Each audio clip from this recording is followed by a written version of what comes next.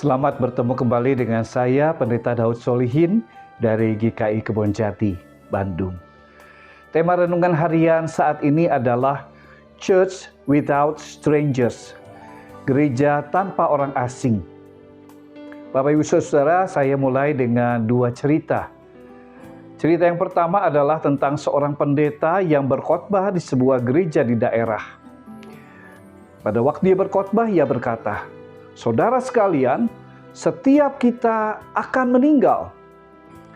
Lalu keheningan ruang ibadah itu terusik ketika terdengar suara tawa tertahan dari seseorang yang duduk di sebelah dan dekat pintu gereja. Pendeta itu bertanya, "Mengapa saudara sepertinya senang sekali?" Pria itu menjawab, "Karena saya bukan jemaat gereja di sini, Pak Pendeta. Saya hanya mengunjungi adik saya di akhir pekan ini."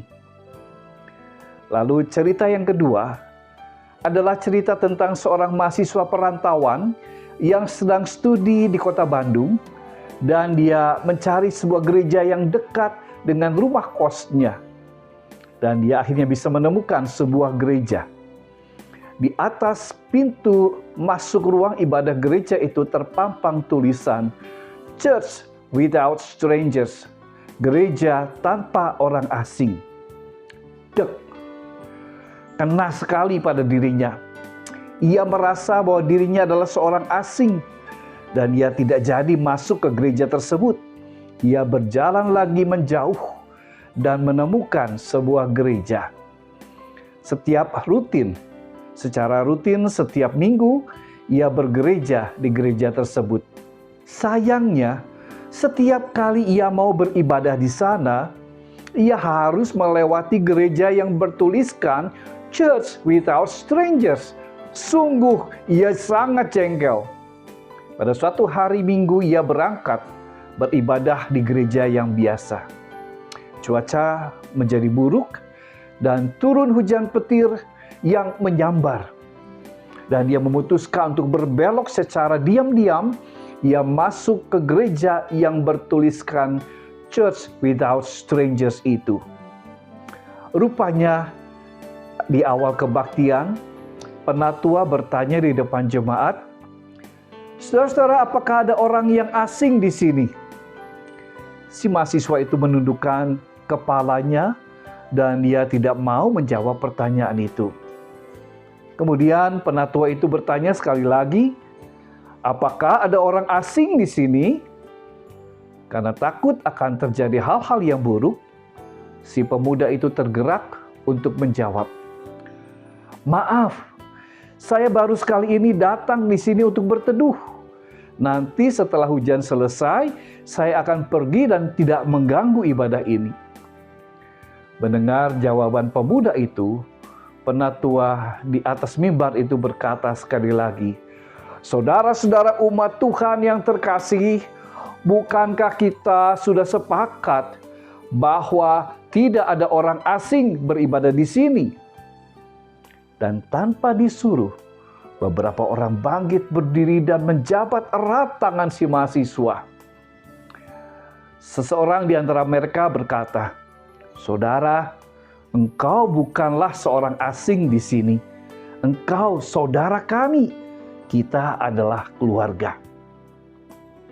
Si pemuda itu barulah menyadari apa arti semboyan Church Without Strangers yang tertulis di atas pintu masuk ruang ibadah itu. Bukan untuk membatasi siapa yang akan disambut dan yang tidak disambut pada kedatangannya, tetapi untuk meniadakan batas.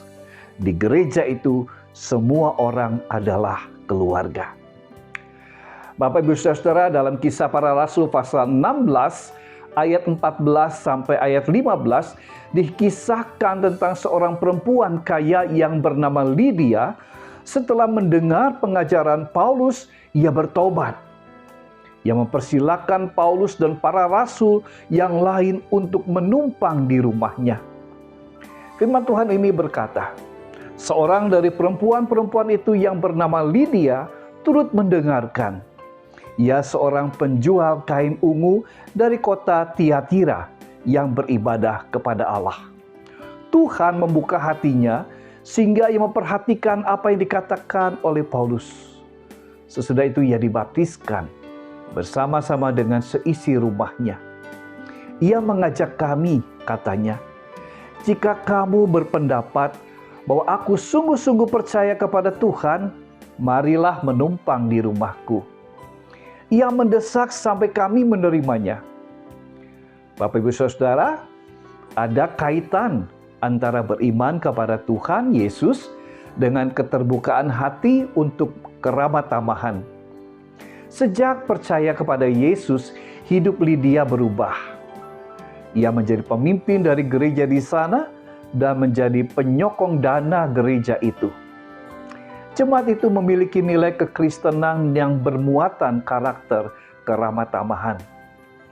Saudara-saudara, dengan akan adanya kereta cepat Jakarta-Bandung dan sebaliknya, akan memudahkan transportasi pergerakan antar kota.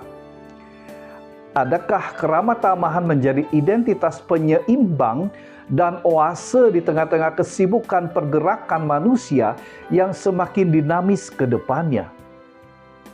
Adakah GKI Kebonjati mampu meningkatkan spiritualitas keramah tamahan bagi sesama umat Tuhan yang singgah sebelum berangkat lagi ke tempat lain dengan meninggalkan kesan dan bertumbuhnya ucapan syukur karena adanya GKI Kebonjati, gereja dekat stasiun Bandung yang ramah.